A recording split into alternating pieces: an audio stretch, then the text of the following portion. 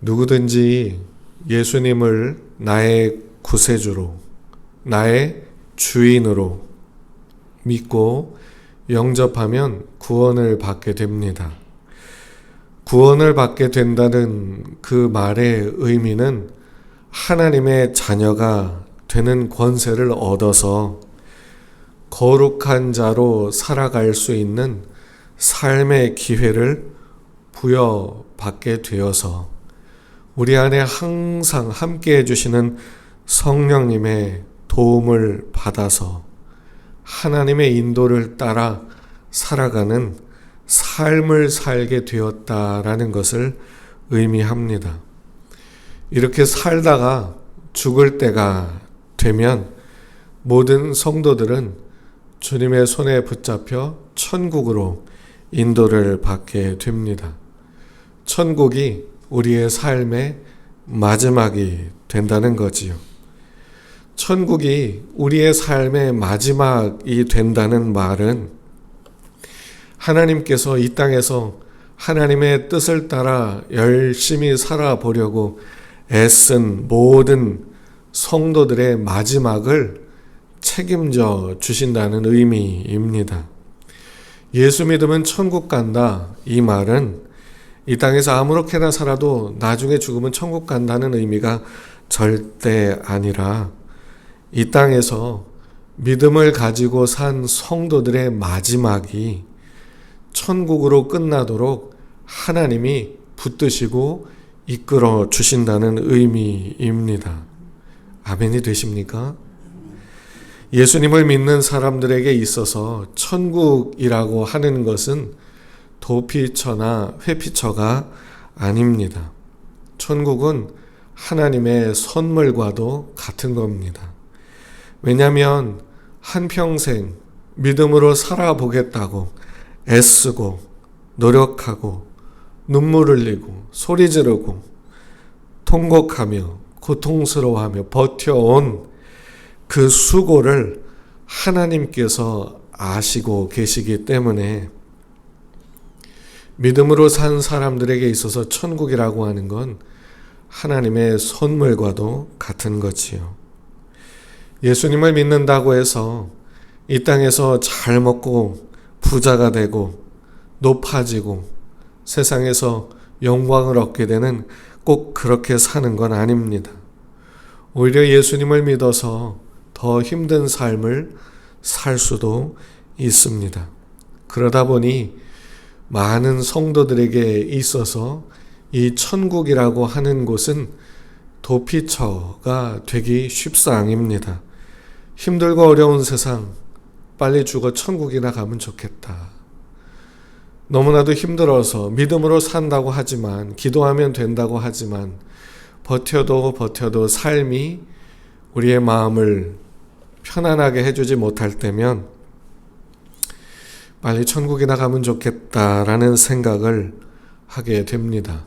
아마 이런 생각을 해보신 분들은 이게 무슨 말인지 이해가 되실 겁니다.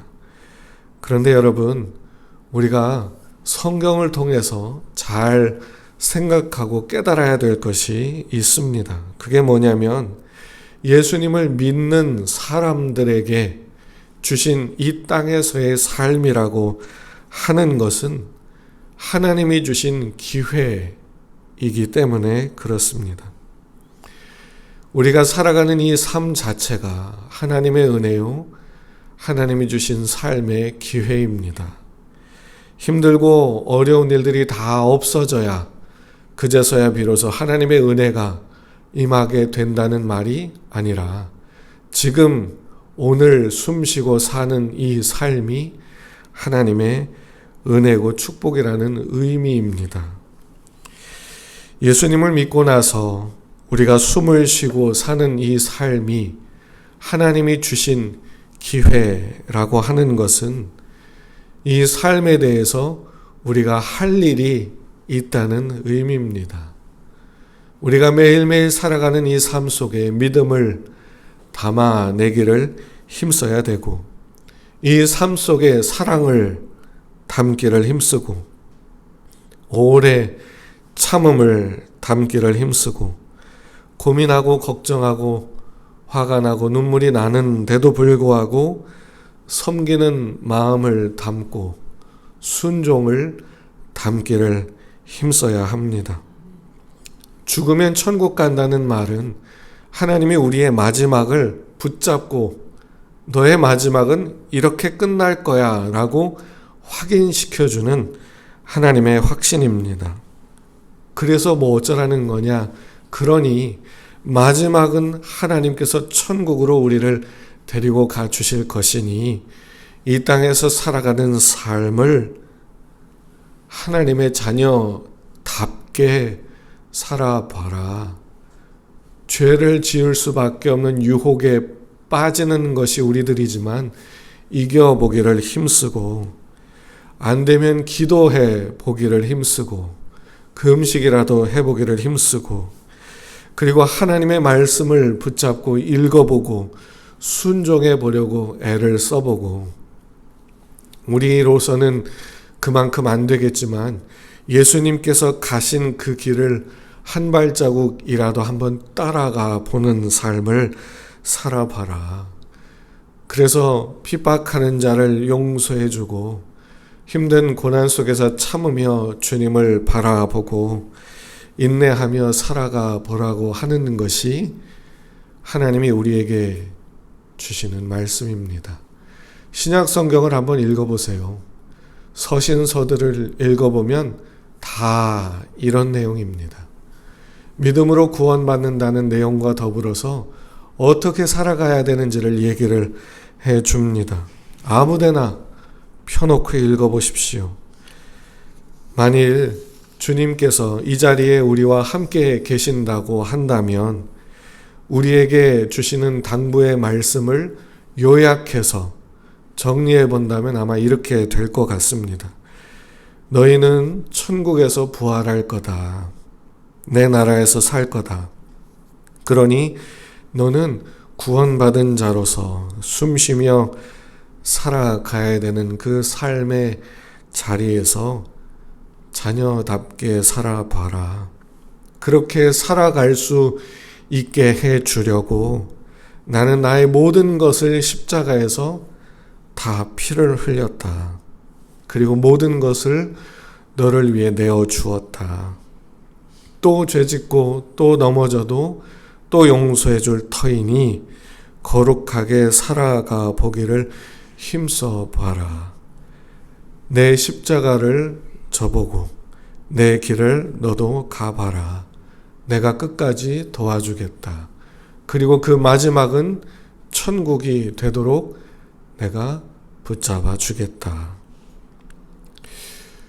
만약에 예수님이 이 자리에 우리와 함께 하신다면 우리에게 이런 말씀을 해 주실 것 같아요. 하나님을 믿는 성도들에게 주님이 주시는 은혜가 이와 같다라고 하는 것을 모르면 우리 인생에는 남는 게 고생밖에 없습니다. 그래서 하나님께 따지고 묻고 알고 싶어서 하나님께 화를 낼 수밖에 없게 됩니다. 왜냐하면 왜 이래야 되는지 이해할 수가 없기 때문이지요. 오늘 우리가 읽은 본문에 나오는 욥이 딱 그랬습니다.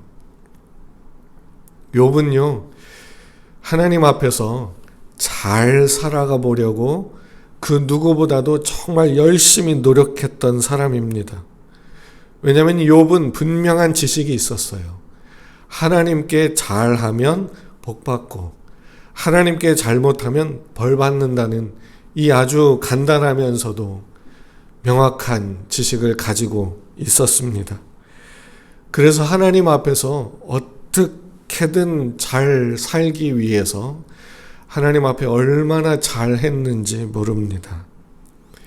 특히 10명의 자녀들이 있었는데 이 자녀들이 행복하게 잘 살기를 너무나도 바라서 이 아이들이 혹여 하나님 앞에 죄를 범했을까 봐 무슨 행사라도 있으면 아이들을 다 불러서 한 명 한 명 하나님 앞에 짐승을 잡아 피를 흘리며 제사를 드리며 회개하며 하나님께 지극정성으로 예배를 드렸습니다.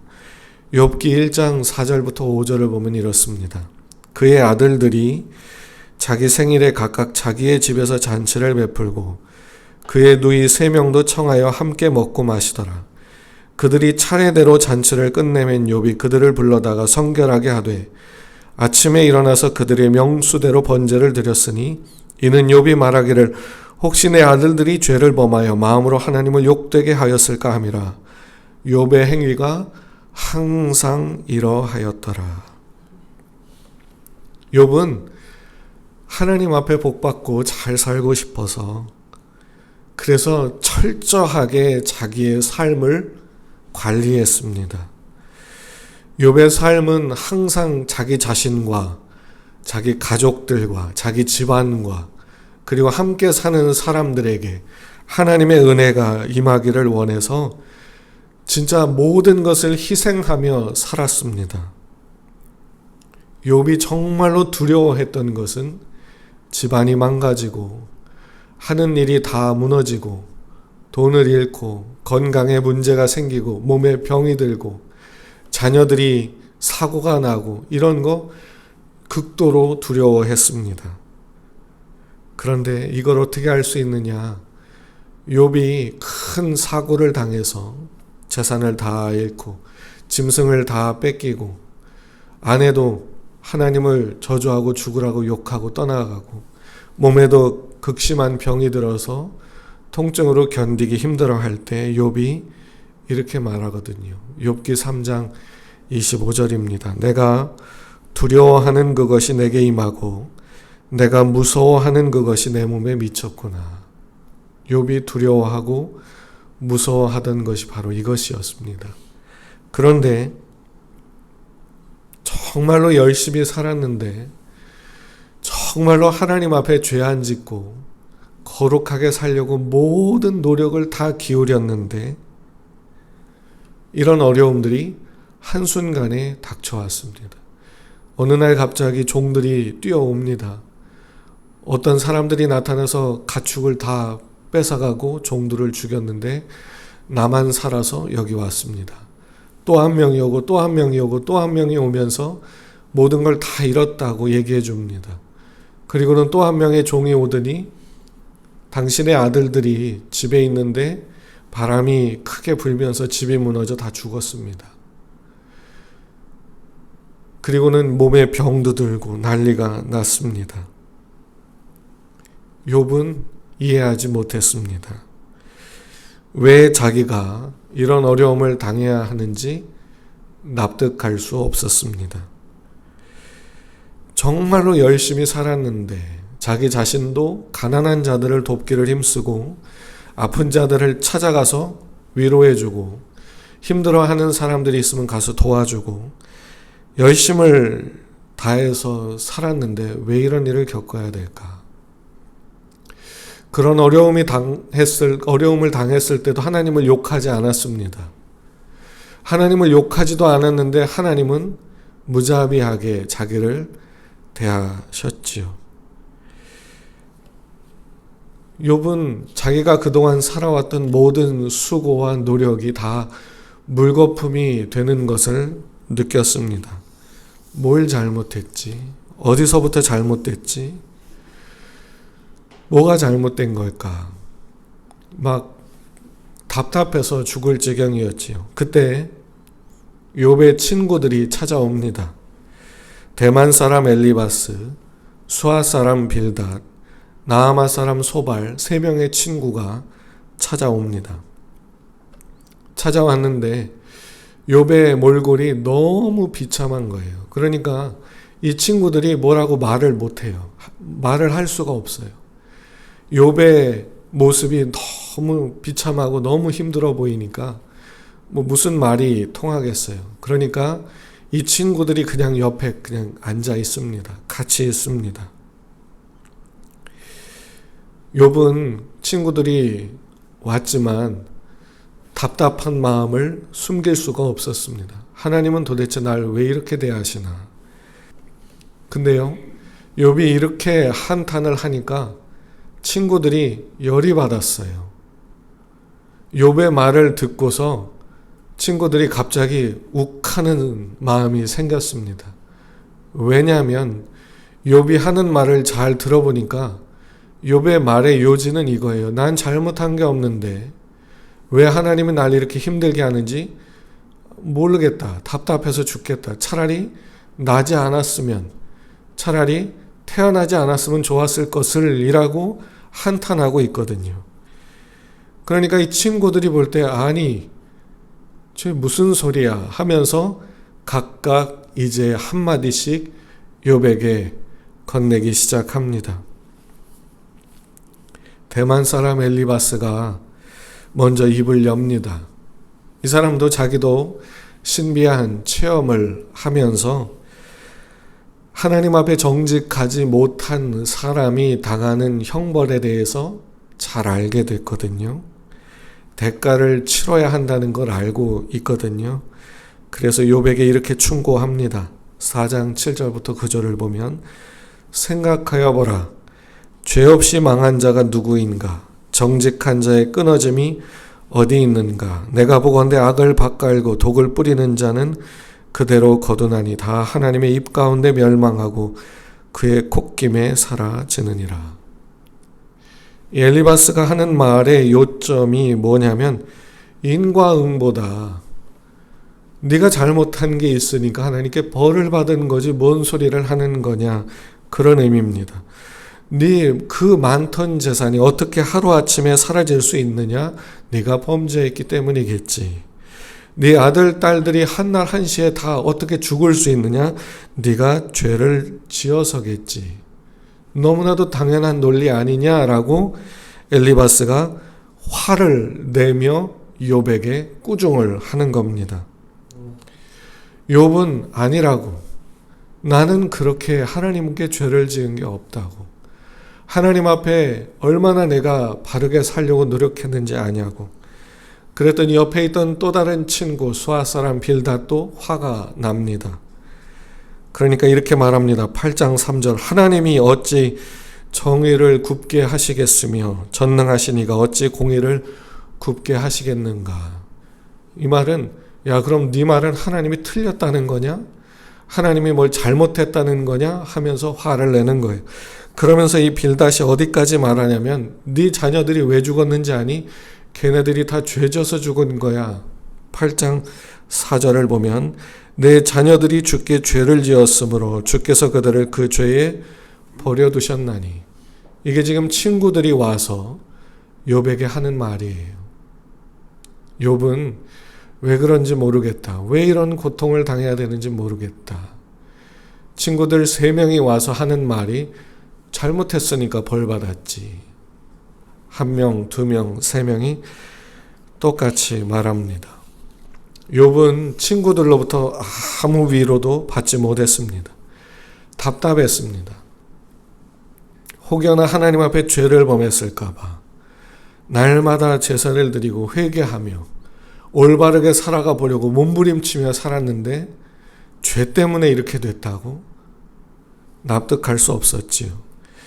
욥은 자신의 답답하고 괴로운 심정을 10장 1절 2절에서 이렇게 토해냅니다. 내 영혼이 살기에 곤비하니 내 불평을 토로하고 내 마음이 괴로운 대로 말하리라. 내가 하나님께 아뢰오리니 나를 정죄하지 마시옵고 무슨 까닭으로 나와 더불어 변론하시는지 내게 알게 하옵소서. 욥의 말은 딱 이겁니다. 하나님 도대체 왜 그러십니까? 나에게서 무슨 말을 듣고 싶어서, 나에게서 무슨 대답을 듣고 싶어서 내가 뭘 그렇게 하나님 앞에 잘못했다고 이러는지 얘기 좀 해주십시오. 이게 지금 욥의 호소입니다. 여러분, 이 욥의 모습은 우리의 삶을 참 그대로 보여주는 것 같아요. 우리의 삶에도 도무지 이해할 수 없는 일들이 얼마나 많이 벌어지는지 모릅니다. 선악간에 구별이 분명해가지고 이것이 무엇 때문인지, 누가 잘못해서 그런 건지 분명하게 알 수 있는 경우는, 그냥 드러난 경우는 이것 때문이구나 알 수 있지만, 우리가 살면서 경험하게 되는 건 이게 그렇게까지 벌을 받을 일인가? 이렇게까지 고통을 겪어야 될 일인가? 납득하기 어려운 때가 있습니다. 도대체 하나님은 왜 가만히 계신 건지, 도대체 무엇 때문에 이러시는 건지, 내가 이런 일을 당해야 될 만큼 정말 그렇게 잘못을 한 건지, 욥이 하나님의 대답을 듣고 싶어 했던 것처럼 우리도 하나님의 대답을 듣고 싶어 합니다. 이것 때문이야 라고 분명하게 딱 부러지게 얘기를 해주면 좋을 것 같은데 하나님의 대답이 없습니다. 그러다 보니 우리도 욥처럼 또는 욥의 친구들처럼 생각을 합니다. 내 일이 아닌 경우에는 욥의 친구들이 욥을 대하듯 뭐 잘못한 게 있으니까 그러겠지. 하나님께 어딘 구린 게 있으니까, 숨겨진 죄가 있으니까 그러겠지라고 생각을 하고, 그게 내 일이 될 경우에는 욥처럼 하나님 도대체 뭐 때문입니까? 대답 좀 해주십시오라고 생각을 하며 괴로워합니다. 그런데 하나님께서 나중에 욥에게 말씀을 하시는데, 일단 엘리바스가 했던 말 틀렸다라는 점에 대해서는 하나님도 분명하게 확인을 해줍니다. 41장 7절 이하를 보면 내가 너와 내 친구에게 노하나니 이는 너희가 나를 가리켜 말한 것이 내 종 욥의 말과 같이 옳지 못함이니라. 친구들에게 말하는 거예요. 내 종 욥의 말과 같이 너희들의 말이, 그 친구들의 말이 다 틀렸다. 지금 이 얘기를 하나님이 하십니다. 무슨 말입니까? 잘못해서 벌받은 그런 거 아니다. 하나님은 욥에게 벌을 내린 것도 아니었고 욥을 혼낸 것도 아니었다라는 겁니다. 욥의 잘못을 들추어내어 교육해서 바로잡으려 함도 아니었다. 그러면 뭐 때문이었을까? 하나님은 욥에게 뭐라고 말씀을 하시고 뭐라고 대답을 해주셨을까? 하나님의 대답을 듣고 싶었던 욥은 하나님께 수차례에 걸쳐서 하나님 좀 말해 주십시오. 알려주십시오. 호소를 합니다. 그러다가 드디어 하나님께서 욥을 찾아오셔서 대답해 주기 시작합니다. 하나님의 대답이 욥기 38장 이후에 계속해서 나오게 되는데 오늘 우리가 읽은 본문 한번 보겠습니다. 그때 여호와께서 폭풍 가운데에서 욥에게 말씀하여 이르시되 이제 드디어 하나님이 딱 나와서 욥에게 얘기를 하시는 겁니다. 무지한 말로 생각을 어둡게 하는 자가 누구냐? 너는 대장부처럼 허리를 묶고 내가 네게 묻는 것을 대답할지니라. 내가 땅에 기초를 놓을 때 내가 어디 있었느냐? 내가 깨달아 알았거든 말할지니라. 하나님이 얘기를 시작하시는데 내가 땅에 기초를 놓았다. 그때 넌 어디 있었니? 하늘의 별들이 지나가는 궤도를 내가 만들었다. 내가 바다를 만들었고 바람을 통해 파도가 일어나게 했지만 땅을 넘어 들어오지 못하도록 경계를 만들었다. 그리고 내가 하늘에서 비와 눈과 우박을 내리게 했고 번개를 치게 했다. 식물이 자라고 동물이 먹고 살 수 있는 것들을 내가 마련해 놓았다. 그때 네가 어디 있었느냐? 그리고 깨달은 것이 있거든 대답해봐라. 하나님의 대답을 듣고 싶었던 욥의 입장에서는 이보다 황당한 일이 없을 겁니다. 뭐야 이게 도대체? 뭐 어쩌라는 거야? 어쩌면 욥은 하나님의 속 깊은 솔직한 대답을 듣고 싶었을 겁니다. 그런데 하나님은 지금 욥의 상황과 아무런 관계도 없는 것들에 대한 질문만 쏟아놓고 있는 것 같습니다. 그런데 여러분, 욥이요, 하나님의 쏟아지는 질문을 쭉 들어가면서 하나님의 대답이 이것이었구나라고 하는 걸 알게 됐습니다. 우리에게 주시는 대답도 이와 같습니다. 아마 우리 중에도 하나님의 대답을 듣고 싶어하는 분들이 있을 것 같습니다. 저도 그랬으니까요. 하나님, 왜 이런 일이 벌어졌습니까? 하나님, 왜 내가 아파야 되지요? 왜 내 가정이 이렇게 힘들어야 되지요? 왜 먹고 사는 문제를 가지고 이렇게까지 고민을 해야 되지요? 왜 자녀들에게 이런 어려움이 있어야 되지요? 왜 사람들과의 관계가 이렇게까지 엉망이 돼야 되지요? 하나님, 내가 기도하며 금식까지 했는데 왜 가만히 계십니까? 그토록 하나님을 잘 섬겨보려고 애를 써왔는데 왜 가만히 계셨습니까? 왜 다른 사람들은 그렇게도 잘 살게 만들어 놓으시면서 왜 나만 이렇게 힘들게 살게 하십니까? 그리고 언제까지 이렇게 살아야 되는 겁니까?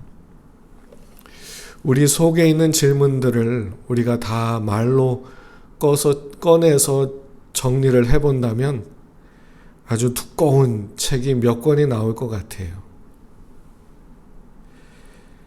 하나님께 묻고 따지고 싶어하는 이들에게 하나님께서 분명히 대답해 주시는 말씀은 하나입니다. 욥에게 해 주셨던 바로 그 말씀이지요. 그 수많은 질문들이 담고 있는 단 하나의 대답입니다. 그 대답은 바로 내가 너를 붙들고 있다라는 겁니다. 하나님은 우리를 붙들어주고 계시다라고 하는 것을 분명하게 말해주고 있습니다. 욥에게 쉼 없이 쏟아 놓으셨던 질문들 속에 그 실마리가 있습니다. 38장 41절에 보면 까마귀 새끼가 하나님을 향하여 부르짖으며 먹을 것이 없어서 허우적거릴 때에 그것을 위하여 먹이를 마련하는 이가 누구냐? 하나님의 말씀인데요. 이 말씀은 예수님의 말씀을 생각나게 합니다. 마태복음 10장 29절부터 31절을 보면 참새 2마리가 한 아사리온에 팔리지 않느냐? 그러나 너희 아버지께서 허락하지 아니하시면 그 하나도 땅에 떨어지지 아니하리라. 너희에게는 머리털까지 다 세신 바 되었나니 두려워하지 말라. 너희는 많은 참새보다 귀하니라. 까마귀가 먹을 것이 없어 허우적거릴 때 하나님이 돌보지 않느냐? 예수님도 참새 2마리가 한 아사리온에 팔리지 않느냐? 하나님이 허락하지 않으면 땅에 떨어지지 않는다. 그런데 너희는 참새보다 더 귀한 존재가 아니냐? 그런 말씀이지요. 하나님께서 우리에게 주시는 말씀은 내가 너를 붙들고 있다. 너는 내게 귀한 존재다. 내 모든 것을 십자가에 다 쏟아 놓을 만큼, 피를 흘릴 만큼 너는 내게 소중하다. 나는 너를 붙들고 있고 돌보고 있다. 양육하고 있고 붙잡고 있고 마지막은 천국이 되게 하려고 이끌고 있다. 이것이 하나님이 우리에게 주시는 대답입니다. 우리로 온전히 하나님의 자녀다운 사람으로 살아가게 하시려고, 하나님의 자녀다운 성품으로 살아가 보게 하시려고 우리가 살아가는 삶을 주관해 가시면서 우리를 눈동자같이 보호해 주고 계십니다. 욥은 비록 하나님으로부터 구체적인 설명과 해명을 듣지 못했지만 오히려 하나님으로부터 쏟아지는 질문만 들었을 뿐이었지만 그 질문 속에서 하나님께서 섬세하게 자기의 삶을 붙들어 이끌고 가고 계시다는 것을 깨달을 수 있었습니다. 욥이 이것을 깨닫고 나서 욥이 친구들을 위해서 기도하지요. 자기들에게 아주 날카로운 창과 같은 비난의 말들로 정죄했던 그 친구들, 그들을 하나님께 용서해 달라고 기도합니다. 그리고 하나님은 욥에게 이전보다 더 큰 은혜를 주십니다. 그런데 여러분, 하나님께서 우리에게 주시는 대답은 내가 너를 붙들고 있다. 이 대답을 우리가 받아들이고 수용하기까지는 시간이 걸립니다. 쉽지 않거든요. 그래서 어떤 때는 하나님이 차라리 대답도 안 하시는 때가 있어요. 대답을 듣고 더 난리를 필 수도 있기 때문에. 이건 제 생각이에요. 여러분, 하나님께서 우리에게 주시는 말씀은 내가 너를 붙들고 있으니 오늘을 믿음으로 살아봐라. 사랑하며 살아봐라. 신실하게 살아봐라. 참으며 살아봐라. 여러분, 예수님이 재림하실 때 신부된 믿음을 가진 모든 성도들을 데리고 가실 텐데 깨어 주님을 준비하는, 기름을 준비하는 성도가 누구이겠습니까? 날마다 주님으로 이렇게 힘을 얻고 위로받고 믿고 주님을 의지하며 살아가는 성도 아니겠습니까? 솔직히 예수님이 내일 온다고 해서, 한 달 후에 온다고 해서, 1년 후에 온다고 해서 우리가 뭘 할 수 있을까요? 2시간 후에 온다고 한다면 우리가 뭘 준비하면 되겠습니까? 없어요. 그냥 교회에 와서 금식하는 거, 아니 모여서 찬양만 2시간 그냥 부르는 거, 뭐 그런 거밖에 없어요. 돌아가면 또 살아야 돼요. 어제 살던, 그저께 살던 삶을 또 살아야 돼요. 거기서 또 힘들어하고 괴로워할 수 있어요.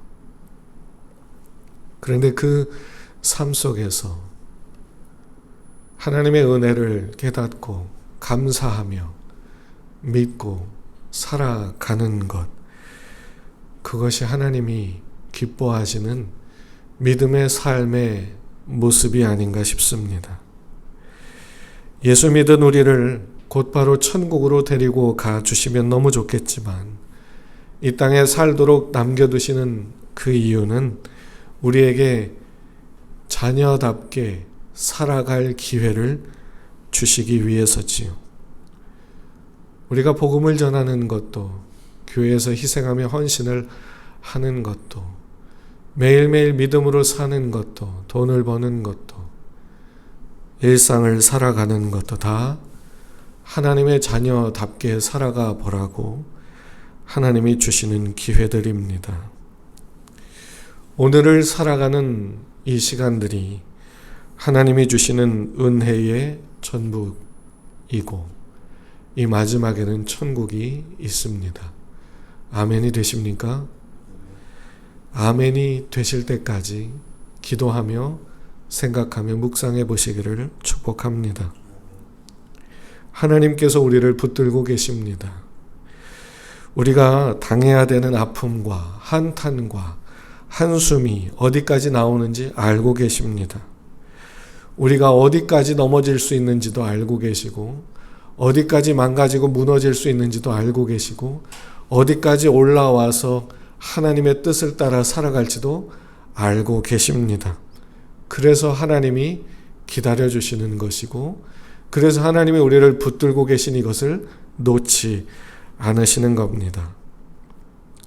매일매일을 살아가면서 내가 이러면 안 되지라는 생각이 든다면 그렇게 하지 마십시오. 내가 기도해야지 기도하십시오. 내가 금식해야지 금식하십시오. 내가 성경을 읽어야지 읽으십시오. 하나님이 주시는 마음이요, 하나님이 주시는 권면입니다. 하나님은 억지로 하게 하지 않습니다. 우리에게 말씀하고 기다리십니다. 이렇게 매일매일을 주님의 말씀을 들으며 순종하며 살아가 볼 수 있는 우리가 되면 좋겠습니다. 하나님의 자녀다운 삶을 경험해 보라고 우리에게 주신 이 매일매일의 삶의 기회를 비록 맨날 울며 맨날 소리치며 맨날 한탄하며 맨날 소리 지르며 맨날 땅을 치고 맨날 넘어지고 하나님의 자녀답게 살지 못하는 삶이 맨날 반복이 돼서 괴로운 것이 우리들의 모습이지만 아시고 계신 하나님이 그래도 붙들어주고 그래도 우리가 일어서기까지 주님 앞에 거룩히 설 때까지 돌보아 주려고 작정하고 계십니다. 이 하나님을 바라보며 믿음의 길을 한 발자국씩 걸어갈 수 있는 우리가 되면 좋겠습니다.